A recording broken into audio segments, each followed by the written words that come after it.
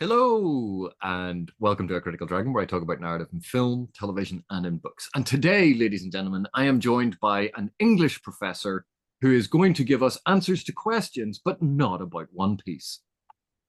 Oh, hey, that's a nice background you have there, Mr. Critical Oh, Dragon. I decided to use your office. Oh, good. It looks quite snazzy. I like it.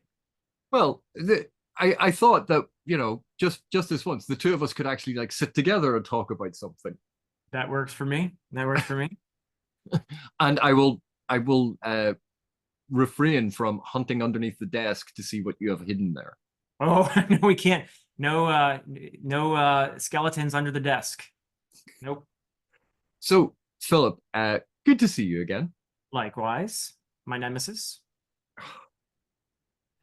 And this is going to be sort of a roundup of the series of videos that we've been doing about talking about foundational concepts in Yes.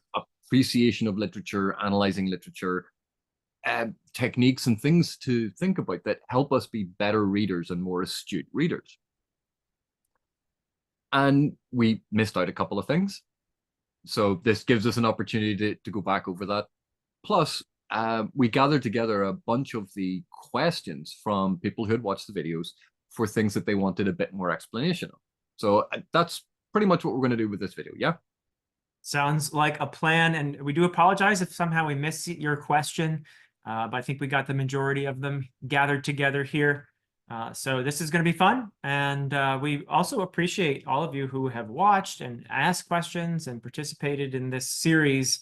It's been a joy. It's been a lot of fun for us to talk about our passion for stories and storytelling and why we feel getting into things such as the narrative perspective and analyzing the characters and looking more deeply maybe at the symbols and looking at all that tied together by themes and everything, why we feel it's so much fun and enriching, and it helps us to remember the stories even more and appreciate them. So hopefully some of that has rubbed off or has resonated with the viewers. And yeah, it's been incredibly fun. So thank you all for engaging with this series, and hope you'll enjoy this last video. And one of the great things about this is while when we teach at universities and colleges, there are always some students who enjoy the subject, who want to be there. But let's face it, over the years, maybe one or two students have been in our classes and they needed it for a college credit. One of the great things, one of the great things about doing these sorts of videos is everyone watching is watching because they want to know. They clicked on it for some reason or other. I don't know why, but Well, it they was probably your clickbaity title with whatever thumbnail. You you algorithm manipulator, you. yes, the the nefarious mastermind of the algorithm. And that's one of the great joys then is actually having these discussions with people who want to have the discussions, and you're not forcing people to try and learn these things when Yeah. they really don't want to. And the great joy of teaching is, when you're in those one-to-one scenarios, or that in the classroom, seeing people who are initially reticent or they don't know why they should do this, but by the end of the course they have discovered this newfound joy and interest and appreciation of literature, and you're like, yes, I have converted another one. Yeah. Yeah. No, that is truly what keeps us going as educators. When a student at the end of the semester says, I used to hate this and now I actually kind of like it.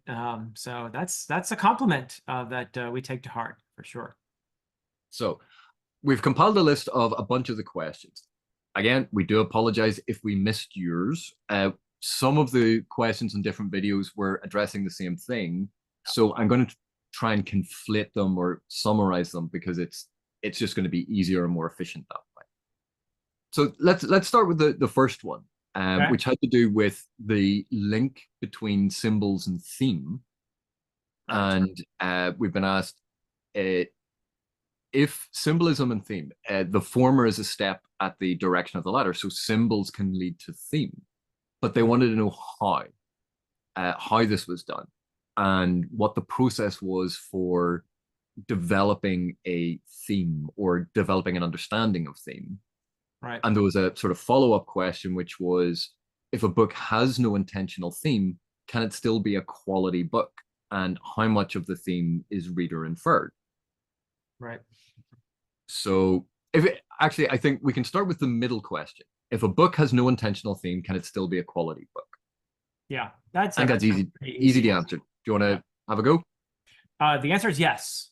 And that is because there is more than just theme to storytelling. There are many reasons why we tell stories, why we consume stories, and among them are entertainment. And that is a perfectly legitimate reason to engage with stories and to tell one. But there are other things that, there's the emotional experience, let's say. And you can get a really wonderful emotional experience from a book without thinking about the theme of the book. And maybe that emotional experience even is first and foremost in the author's mind as they're writing this book. I suspect that's the case for many, many authors, that they're trying to hit emotional beats. And then only afterwards do they think about, okay, well, what are maybe some of the themes? I do believe that even if a story is primarily written for entertainment or for an emotional experience, there's still going to be a theme in there that you can draw from it. It may not be primary, it may not be the thing that is driving the story, but I do believe that you'd be hard pressed to find a story that is themeless. So that's my answer. You want to elaborate on that, AP? Well, to pick up on a couple of sort of additional points, just because an author wasn't intentionally trying to evoke a theme Right. doesn't mean that themes aren't present. They mightn't have been intending it, but in how they've constructed their story, the narrative that they are exploring, that can still communicate themes, even if it wasn't their intention. And also, quality book. There are so many, as you pointed out, so many different types of literature, and so many different ways that we engage with it. Because if you take a didactic book, a didactic narrative, one that is being used for teaching, that mightn't have a theme as a central premise or a central conceit, but it's trying to get across an educational message. You go, so that can be a really good book because it was trying to explore a very particular thing in a particular way. We see this with parables and morality plays and those sorts of things. But also things that are just fun. Those can be great books because we all read for different reasons. We read different books for different reasons. And so it's the breadth of what literature can do um, is is seen in all of these different works, the different approaches, the different styles, the different genres, and trying to say that it must have an intentional theme, I think would be a very limiting factor. Yeah. It's certainly something that we typically look for, but quite often theme naturally evolves out of what is being explored, particularly if the narrative is cohesive. But how much of it is reader inferred? Again, if Important question. Yeah. this goes to reader response and how we decode texts, and Yeah. I think like an important aspect of that, texts are not infinitely flexible in that they cannot mean absolutely anything. Right. As a reader, you don't get to just make up whatever you want and say, this is about, something you pull out of nowhere. It has to be supported by the text, right? And we talk about that. We talk about the information flowing from the text to the reader, and we decode it. So there is always a huge element of how we understand literature, how we engage with literature, that is rooted in the reader experience. But the reader experience must be, or should be, the reader experience is being communicated by the text. That's what we are building it on. And if we diverge from the text, then we're not so much evaluating the text anymore, engaging with the text anymore. we're engaging with a variant of that text that we have constructed. And we're moving further and further away from the actual text. We do this, we can do this, and it's all fine. Like we talk about fans having head canon or fan canon to explain things in narrative. No one's saying you can't do that. But one of the reasons we use terms like that is to distinguish between something that is in the text and something that is external to the text that we have created. With theme, because theme is generally is based in meaning that we are extracting from the text and patterns of meaning within the text and how that links to conceptual abstracts or different, grander, less specific things. It's a story about a dragon and a knight, and they have this fight and then realize that it was all over a misunderstanding.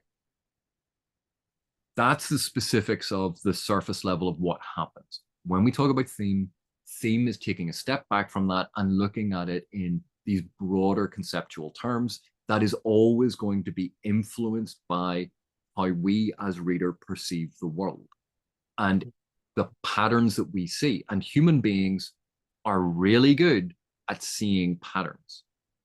That's part of our skill set. The one thing that we tend to have to be very, very careful about is once we think we see a pattern, not to impose that pattern on the text, but to see if that pattern is actually expressed by the text, and that sort of balancing. And it's always a balance, it's always a tension. We see patterns, therefore we're more likely to see evidence to support those patterns. That's what confirmation bias is. Right. And so it's being aware of that and trying to balance our approach. And like all of these things, it is a skill. It's not to do with intelligence. It's not to do with, some sort of psychic ability or that people have. It's a skill that we practice. And yeah, we can still make mistakes, but the more we practice it, the better we get at it, the more likely we are to have these cohesive and coherent readings that when we explain to another reader, they can see what we see. And that's one of the big things. Yes, we infer and we analyze and understand, but if we've done it well, the evidence in the text that we use when we communicate that to another reader, even though they're an entirely different person with an entirely different background, they will be able to see that pattern. If it was a pattern that we go, oh, well, there's this, and this, and we explain it to someone else and they go, that makes no sense. That's not based in the text.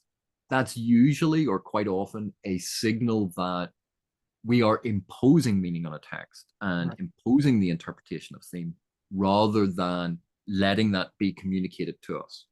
Does that kind of make sense? Yeah, it's a little bit like scientific method in a way, because you ideally as a scientist are looking for evidence. You're not coming up with a theory first and then cherry picking and imposing your theory onto the evidence. You're allowing the evidence to inform the theory, right? That needs to be the process for valid scientific method, I think. So yeah, and we want it to be repeatable. Like that's a big thing in science. And so if it can be communicated to another reader and they go, oh yeah, now I can see what you're talking about. Oh, because of that. Suddenly then that shared and the ability to communicate this shared knowledge and interpretation, that's one of the strongest aspects of this. So just to tackle the very first bit, the link between symbolism and theme. Yeah. Do you want to go first? Sure. Yeah. I think that this is one of the more fun ways to think about theme. And when you look at a symbol, which is, of course, something that the author is drawing your attention to, is something usually that is repeated within the story, and it is something that seems to have meaning beyond just its literal presence in the story, that it is suggestive. And as we discussed when we talked about symbols, it's suggestive, usually of multiple possible interpretations. Again, these have to be engaging with the text so that you can't just make up any possible interpretation of a symbol. But when you look at the Raven in Edgar Allan Poe's The Raven, knowing, I guess it also helps to have some contextual knowledge about, well, what have ravens traditionally been associated with and that sort of thing. That's an important part of engaging with symbols is probably is that cultural knowledge. So that's a part of it.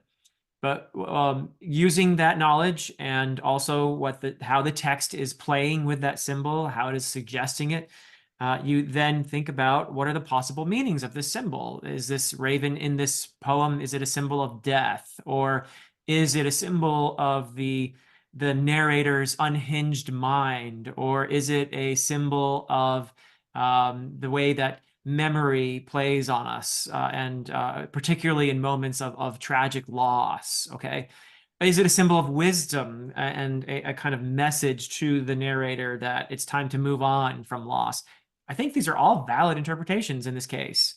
But when you can hear me starting to interpret these symbols, I'm already on the way toward I think expressing a possible theme, an approach to the story. Symbol is almost always going to be an approach, almost without thinking about it, to articulating a theme or themes that are probably going to help you open up the text even further. So it's really actually a fairly, I think, once you get started thinking about the symbol, you're already on your way. It's almost a part of the process. It's intrinsic to thinking about the meaning of symbol. They're that tied together usually. I don't know if I could think of a text where you have a symbol that is entirely separate from a theme, and a fairly important one at that, of the story. So I think it's a fair assumption that I'll say 99.9% of the time, you're probably already thinking about the theme if you're thinking about interpreting a symbol. And then you need to think about how to articulate that as a theme, as a statement concerning what the story is about. At least that's how I feel about it. Do you have any difference of opinion there, AP? Well, not really a difference of opinion, but again, sort of just to build on what you're saying.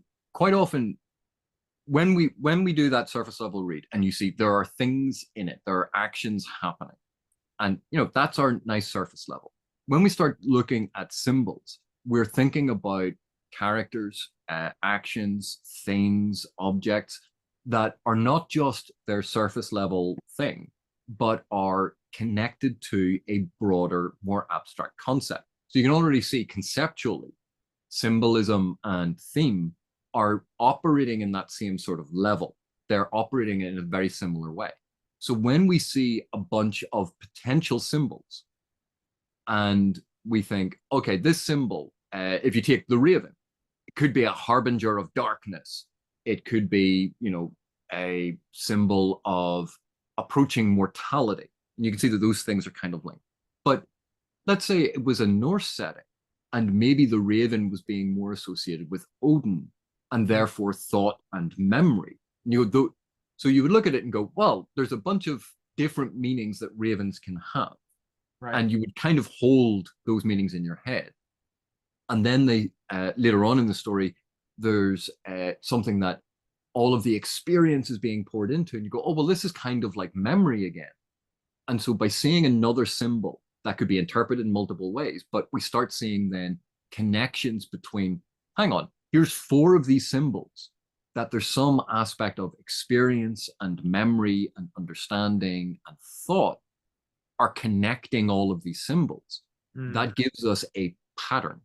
And once we recognize that pattern, we go, okay, well, if this maybe is connecting symbols about thought, memory, and experience, looking at this story, if I take that as a central conceit, as a thought, does that change how I understand what is being explored in the story?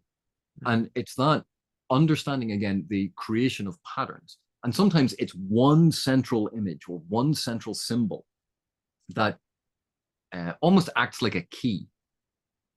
But then, because once we see that and we see that symbol and we think of those meanings, we can then see other elements that support that. That gives us a pattern, and we think, okay, because of this pattern, these things that are happening, how can I then turn that into a thought about theme? So it's quite often symbols are directly linked to theme, but you can still have, for instance, like we talked about the Lord of the Ring and the shards of Narsil being symbolic of the broken line of Mhm. Numenor. You go, oh well, so this story is obviously about the failure of kings. No, we see it in conjunction with the other symbols. We see it in conjunction with what happens. We see it in conjunction with who the characters are, Right. and it's taking that as a synthesis and working it in, because then we think of what the shards of Narsil represent and how it is reforged, and suddenly then that symbolic meaning of a broken line, we see it's about the reforging into something new, and but part of the same continuity. We understand that it's a symbol of kingship, but it's also a weapon. How does that tie into the power of the ring? We start looking for connections and similar ways to interpret it to see if that leads us to a greater understanding of the story. So that's Yeah. all I would sort of add to it. Again, a lot of this I think is about patterns and understanding patterns.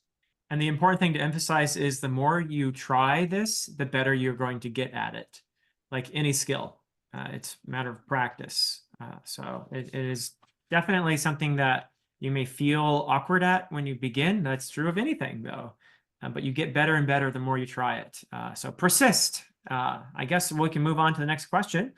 Mhm. And this one is about the next step in analysis. Now, for this person asking the question, um, they love to pick apart narrative, but never feel like their analysis is complete if it only happens in their head. And this is a person who prefers to get it out in writing. And it, yeah. So just to summarize here, there's so much to examine and find, even in a short work, that I struggle with the gargantuan task of putting organization and structure to my thoughts so that they can be comprehensible to someone else. Do you have any recommendations or tips for how to start that process of organizing and communicating what you found in your analysis of a narrator? So, Dr. Canavan, would you like to begin to answer that question? Any recommendations or tips for Well, how to start the process of organizing and then communicating what you found as you've analyzed the narrative? so the first thing is, what is your purpose? Are you writing a review? Are you writing a blog post about or an essay about a particular thing? What is the purpose that you are doing this for? If it is simply, I just wanted to understand the text better, that's going to be very different to if you're writing a review, if you're writing a short review, a long review. Knowing your purpose helps shape what way that you approach this. Knowing your audience is tied to knowing your purpose. Are you writing this for a general audience? Are you writing it for a specific niche audience? Because that has to do with levels of familiarity and understanding with what you're discussing. How you would present analysis to a group of postdocs who have all studied literature is going to be slightly different to how you would present it to undergraduates on their first day of college, or how you present it to just a general audience of people who may or may not know anything about literature. So knowing your purpose and knowing your audience, I think, are always two key aspects of any writing task. Right. The other thing is, with analysis and understanding of literature, we've gone through a whole bunch of not necessarily, well, foundational or straightforward concepts that run through a lot of narrative that give us a framework of things to discuss. And we can use that as a way to structure what we are talking about. We can talk about setting, character, and we can move through that list, Yep. symbols, theme, and that gives us a sequence to follow. And that can be very, very useful. It gives us a framework. The other thing to remember is how a lot of the things interrelate. So when we think of, say, the narrative events and characters go through narrative events. So you might want to start with a summary of the narrative events because that's the surface level. What happens in the story? Yeah. Who does it happen to? How did they change? What are they progressing through? What are the connections? Which then leads to what's the bigger meaning? So we might talk about symbols, and then we end on theme, because that ties everything together. And so again, there's a nice sort of way of organizing this information. But I think one of the key points to always remember, you cannot ever have absolutely complete analysis. No. It's impossible. You always have a cutoff point. And that's why knowing what you're doing it for, why you're doing it, who you're trying to communicate it to, those things are important, because that helps you have that cutoff point. That, Yeah. that gives you your threshold of what you need to reach.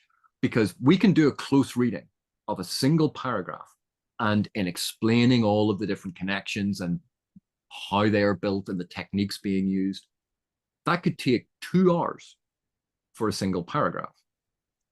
If we're going to explain techniques and assume that our audience doesn't understand how, or may not understand how the techniques work, if we're explaining what certain words mean and why they mean that and how they relate, again, that could take 2 hours to talk through.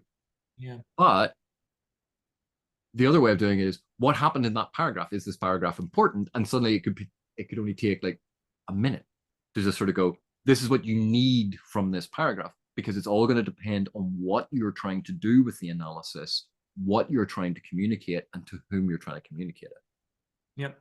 Yeah, and I would just add to that it also, as you said, it does depend on your purpose for your analysis. If I'm doing a formal academic presentation, that is different from me sitting down to chat with my buddies about, a text.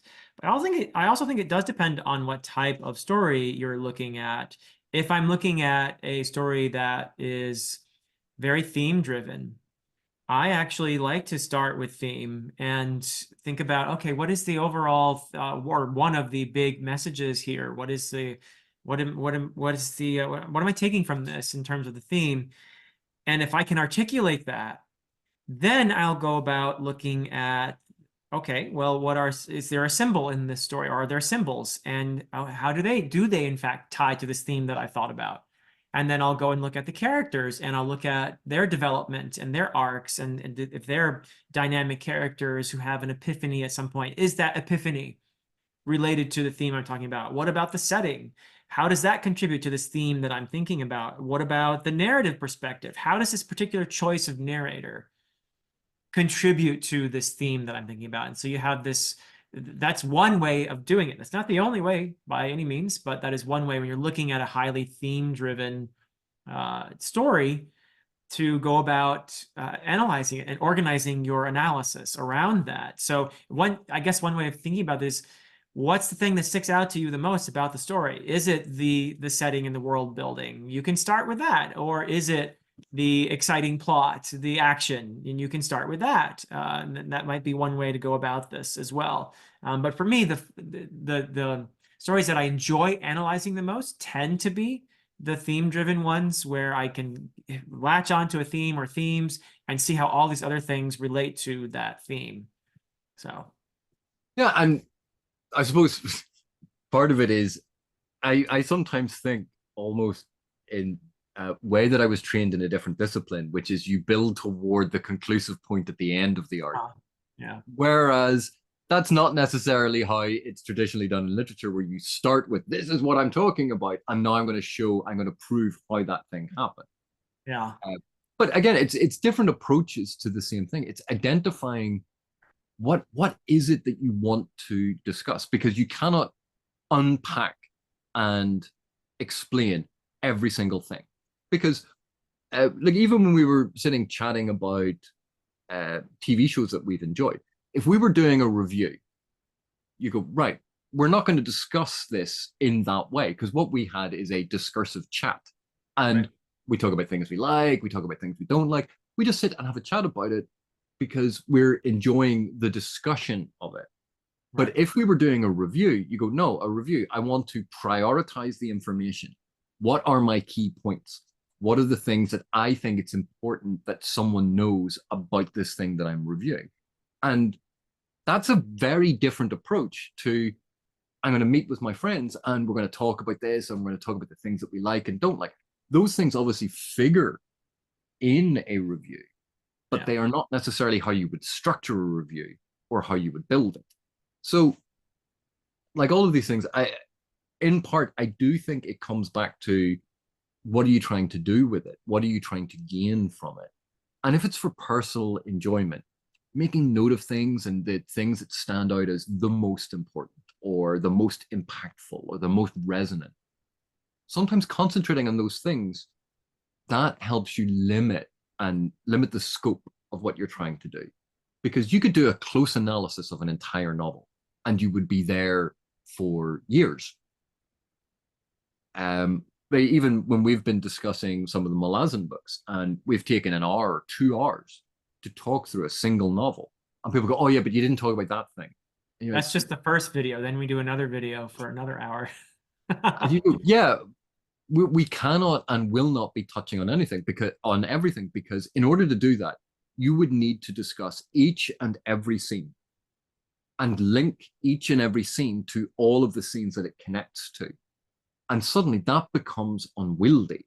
And while it might be fun for us to do, I'm not going to subject someone to a 9 hour discussion of the first 4 chapters of a novel. Right. Well, you could. I know that. You're so mean. So, are we ready for the next question?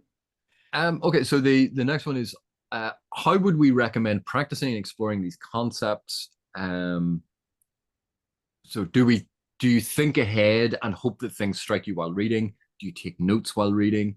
Do you intentionally pause and reflect every so many pages?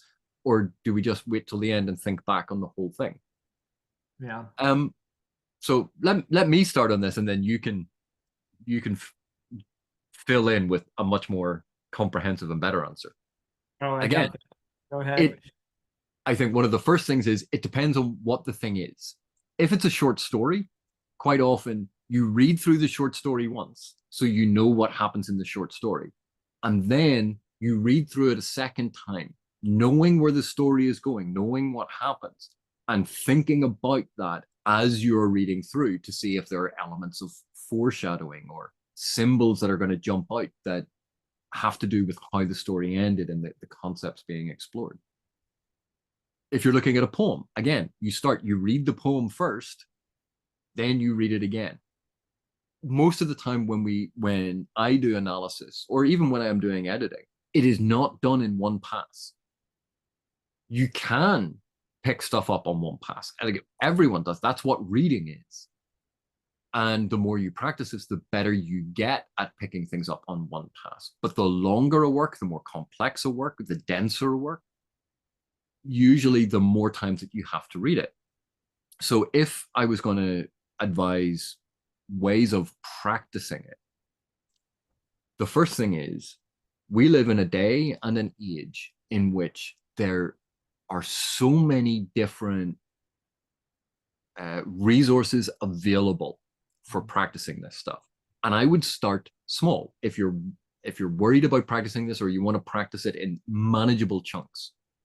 Short stories are perfect for this. Yeah. There are multiple YouTube channels where they take a short story and they discuss it.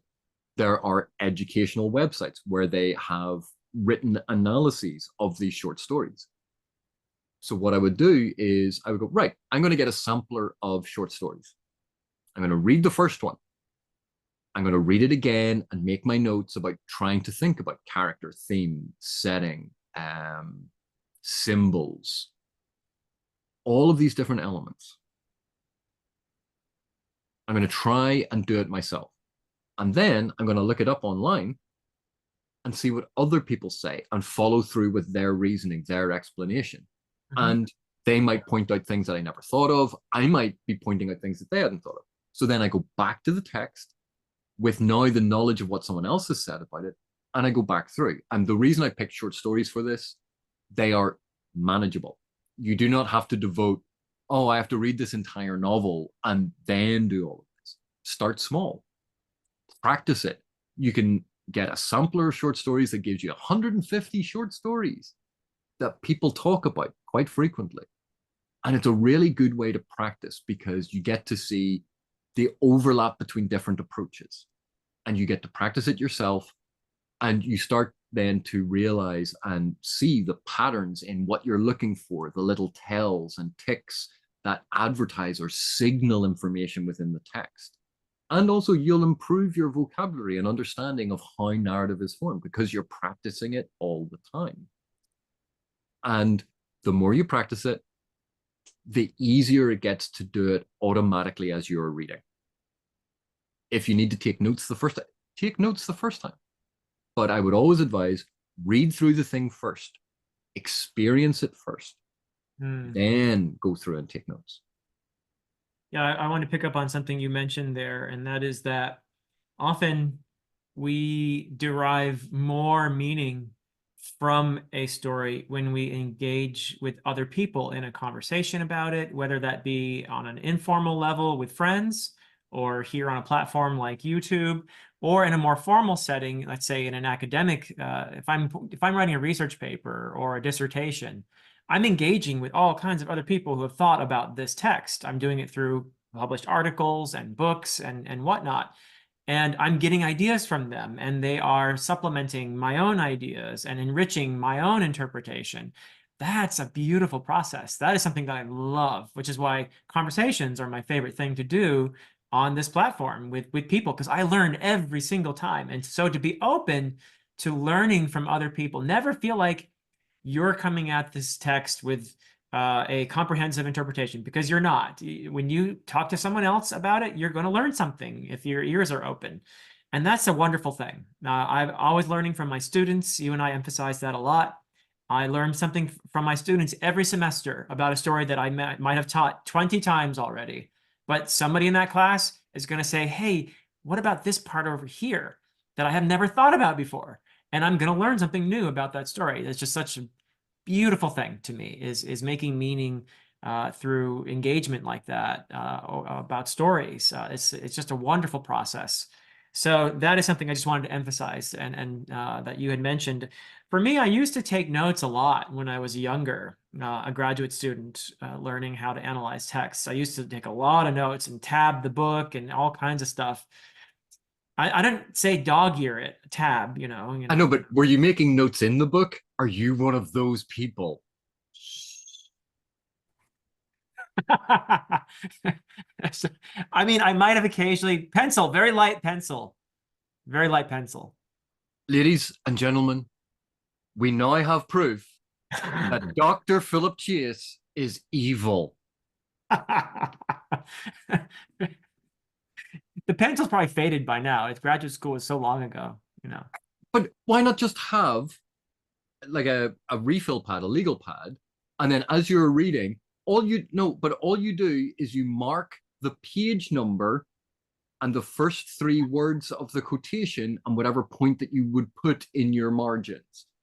Or I could just write in the book. So, so anyway, I used to take a lot of notes, and especially if I were preparing an essay on that particular text. But as I've gotten older, I've felt less need. And I think that's because I've just practiced this a lot over and over and over again. I've analyzed text. So my brain is used to it probably a little bit more. And I tend to these days simply read a book, especially if it's a novel, a long book. I'm not going to go back and reread it. Although I think that's absolutely true of a short story. Definitely true of a poem, by the way. When you're interpreting a poem, I read a poem 5, 6, 7, 10 times before I feel like, okay, now I'm ready to start analyzing this. But with a longer work, I tend to just read through the whole thing. And as I'm reading, I probably am thinking, my brain is thinking about the themes and oh, this is an important moment. Obviously, I'll need to talk about that later on, but I don't write anything down anymore. I just think if it's important, it's going to stick with me and I'm going to come back to it when I talk about it. That's what I do nowadays. But I think when you're new at this, it might be a good idea to take notes, and don't write in the book though. But also, if either one of us was going to be presenting a paper on something at a conference, Right. We wouldn't just go, oh well, I just read that novel and I'd be fine. You would read the novel and that would give you your general sense, but then you would you would start making the notes again. It again all depends on what you're doing it for and why you're doing it, who the audience is going to be, what level of fidelity to evidence that you need. Do you need a lot of exact quotations? Is it a general summary and description of action? All of these things sort of add into it. And if it's just for, well, I just generally want to better understand the story, you go, Yeah. reading a novel and you get to a moment in a novel and you go, wow, that was setting it down from it, thinking about it, taking that pause. That modern society emphasizes a lot of binging. We watch every single episode of a TV show, all, one after the other, all in one go. When we think about it, quite often it's, well, there was a chunk of information there. How much time do I need to process it and think about it? If a book's divided up into chapters, or even if it's, just various scenes, you could always put in a bookmark, take a step back and go, that was a big scene, or that was an important scene, or that was let me think about it. So being able to take a pause and actually consider what you have read, that can be incredibly rewarding instead of, well, I'm just going to binge to find out what happens. Right. And again, it all depends on what you're trying to get out of it. Because I'm not saying there are loads of books that are page turners that you're flying through and you go, that's great. But quite often, if you've moved through a lot of material that quickly, it's not getting time to sink in. It's not getting time to make those connections. You're not giving yourself that time to think about it. And so saying, well, I'm going to read 3 chapters and, oh, it's at a really exciting point. You go, great. That means when I pick it up again, it's at a really exciting point. So it will encourage you to come back to reading, but it also gives you time then to think about what you've just read. And this is sometimes, I think, one of the distinctions, one of the differences between reading a text and listening to an audiobook version of a text. Mm-hmm. Quite often when we read a text, we take those moments to pause. We think about what the thing is. But if we're listening to an audiobook, quite often that's when we are doing something else. Yeah. And so you don't really go, oh, hang on, let me pause that and think about it for a while. Because one of the reasons we're listening to the audiobook quite often is because it is convenient while we're cutting the grass or doing the dishes or driving. That's one of the reasons I think there can be that distinction. And of course, people listen to audiobooks, they skip back to re-listen to things. You can do the same thing, but there's just something easier about the format of a book where you just put the bookmark in and set it down and let me think about it. So I think pausing and reflecting, again, depending on the type of story or narrative or literature that you're thinking about, pausing and reflecting is a really good trick. Reading that little bit slower, breaking it up into manageable chunks. If you can hold an entire chapter in your head all at once, great. Read a whole chapter, then think about it. There's a natural break there for you to think about it. If you can't hold the whole chapter in your head, maybe look at a scene, think about it, move on to the next scene. But it all depends on what you're trying to do, what you're trying to get out of it, what you want. And as you pointed out, how often you've practiced this. Mm-hmm. Practice may not make perfect, but it certainly makes it easier. It does, yeah. Okay. So here's the next one. With all these concepts at our disposal to explore a story, where do we start? Page 1. You're evil. Well, actually, quite often you start on page I. Oh, if you're reading the preface, you are, yeah. But yeah, no, I think it's a very good question, and I talked about it a little bit earlier when I mentioned there actually are multiple ways you can start. There's no one way that you have to start, but I tend to think about theme, especially if I'm engaging with a particularly theme-driven story. However, if I'm not, I might start with some other element. Often characters are a good place to start too, I think. But it doesn't matter a ton. I feel like you often arrive at the same place in the end, no matter where you start. So I think that it's a valid question, but there's no one right answer here, and that's going to be where I'm going to land on this. Yeah, it's going to be text dependent. Yeah, It's going to be purpose dependent, and it's going to be audience dependent. yeah. Um, like these are all just considerations that quite often we naturally we don't realize that we've considered them. Um, I think it was when we were discussing authors and that sort of stuff, and I'd said, the intended audience for a text, and someone had said, "Oh, but some authors don't have a clear audience that they're in mind, that they bear in mind."